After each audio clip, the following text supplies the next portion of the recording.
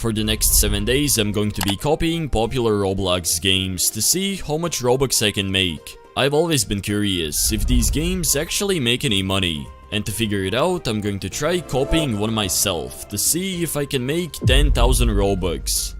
The game that I'm going to be copying is Grow a Garden. It's really simple, but somehow has over 200,000 live active users.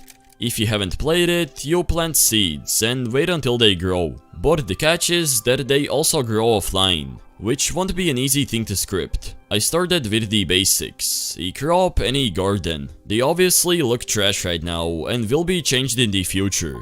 I wrote my first script, which is going to clone a seed in the player's backpack, and when activated, it should place it on the ground. Okay, so I was trying to make a placement system, but I accidentally made this. I don't know what even is it, but it just keeps cloning the part and making this infinite trail. I definitely need to find a fix, because this is laggy and unplayable. I moved the placement system on the client and only delivered the data on the server, which was a huge mistake. You'll see why later. I fixed the problem and now you can actually plant seeds. When you equip one, this highlight shows the area where you can plant it, and let me go ahead and click here. As you can see, it's planted, but nothing happens since it still needs to be scripted. I continued on to script the growing system that will grow each part, one by one. And for it to work, I need to specifically name each part, representing its growth order and XYZ axis. Visually, it might look that I haven't changed anything, but just look at what happens when I plant this seed. As you can see, first of all, the weight system works, it's completely massive, and second of all, these parts are growing one by one, forming the full plant. But yeah, now there is a problem. If the plant is way too big, it just won't fit on the garden. That won't really be a problem, since I'm going to limit the weight. I started scripting the data system, which should save and load all your planted crops and make them grow offline. I'm pretty much done with the offline growing system. Let me go ahead and plant this seed and leave the server. So it should be bigger, and there it is. It has this branch and it's continuously growing. But the system still has a lot of bugs, so I need to make some adjustments. If you're wondering how the plant keeps growing offline, it's actually pretty simple. When you plant a crop, I save the timestamp, then when you come back, I calculate the time difference between now and when it was planted to determine how much it has grown. However, there is no way to collect it, so I added the proximity prompt. Then I made a UI that will display the progress and scripted it to follow your mouse. After a lot of work, I have implemented a lot of new features, including sound effects. Now, if you hover over the plant, you can see its progress. Right now, it should be at 20%. Okay, there it is, it updated. Also, these weird numbers are the plant's UUID, which I used to save the data and load it back. Otherwise, the data store won't know which one of these is the real one, because they're all the same type of plant. After you harvest it, the plant disappears and it's removed from the data. The plants are saved in the data store, but now I need to load them in the workspace. This script should work. Well, that's what I thought. Later, when I released the game, there was a huge bug. I'm finally going to start working on the map, and I improved it by adding a fence. Each player will have a garden, and for that I need to script the plot system.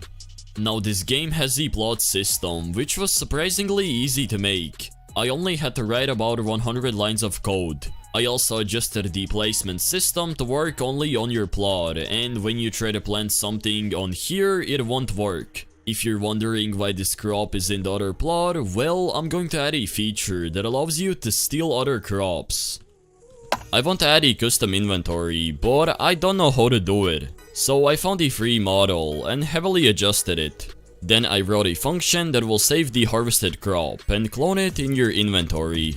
This took way too much time. Let's go, this finally works. Now you can harvest crops and they will appear in your inventory. You can also plant seeds and this custom inventory system also works. I found this online, so huge thanks to the guy that made it. I will probably add some adjustments, but for now this works perfectly fine. Now I'm going to work on the feature where you can steal crops. So for that, I will need to use developer products and script the shop system. Now I got the plant stealing set up, and let me show you how it works. I will plant the seed right here, and the other player can come visit this garden and just steal the crop. Of course, it'll cost Robux, but as you can see, the crop is in my inventory and it's gone from this player's garden. Just like grow a garden, I want to make multiple variations of each crop, and scripting it was relatively easy. I made one function that I can easily use, but getting it to work on the inventory was a different story. Similar to fish, now my game has a ton of variants for each crop. Let me plant a seed, and I also got a transparent stick. This is one of the variants, and looks like I got the glowy one, which is the rarest one yet. Yo, this looks sick. Hopefully the shiny crops will make the players grind for them. I started building a merchant where you'll be able to buy seeds. I added Philip the farmer that will sell you the goodies. I need an NPC system, so I just took one from my website and with a couple of clicks added it in my game.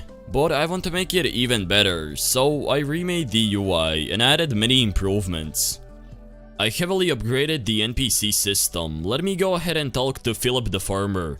I can choose to close the UI, ask a little bit about this guy, or just open the shop, which I will do right now. The shop isn't scripted, but this system works really well. You can get the upgraded version right now. It's on my website along with high quality assets and pre-made game templates that can help you level up your Roblox games. If you had bought the old version of this NPC system, you'll get the new one for completely free. To check out more assets and get some free templates, visit my website, linked in the video's description. Now it's time to script the shop, which is going to be server-sided, meaning there's going to be limited stock on each seed. After a long time, I'm finally done with the global shop, except there's one issue. For some reason, the UI doesn't scale properly. I don't know what's wrong. If you don't have enough coins, it won't allow you to buy this crop, but you can always purchase for Robux. As you can see, I got another stick seed that I can plant. I made another stand, and here you'll be able to sell your crops to Sam the seller. I scripted a function that will determine the crop's price and implemented it in other scripts. The selling system works. As you can see, I got myself a golden crop, and let me talk to Sam the seller. He can tell how much this crop is worth, and I can also sell it. And as you can see, I got 60 golden ingots. But there's one problem. I don't know how to make it work that it sells your whole inventory. It was actually a couple lines of code, so I continued on by scripting 3 buttons: sell, shop, enter garden. Instead of walking, you can just teleport, which is the genius method used by Grow a Garden. I finally made some assets and created a simple desert map. It turned out pretty good. I made sure to also add invisible borders, so players can't just fall out of the map. It's time for my favorite part, adding monetization. I scripted a special offer that'll be gone in 5 minutes, sort of forcing the player to buy it. This is my main strategy to make 10,000 Robux from this game. I'm getting closer to being done, but there are still features that need to be added, like a proper tutorial. Without one, players will be confused and just leave. I'm pretty much entirely done with this game. All the systems should work, and here is the tutorial. As you can see, you need to plant a seed, then wait until it grows. Looks like I got a transparent stick. Now when I harvest it, you move on to step 2, which is selling it. And after that, the tutorial is completed. I'm going to play a holding animation when you pull out a big crop.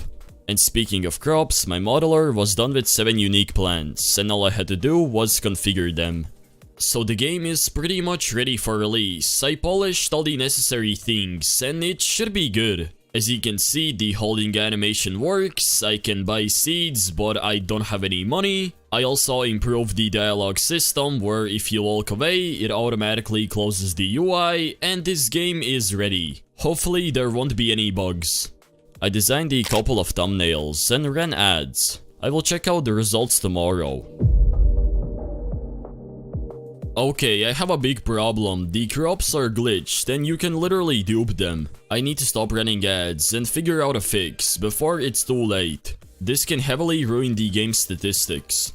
This is why making the placement system on the client was a big problem. If a player had lag, he could simply place infinite crops. I quickly fixed that and made some improvements that helped the game grow.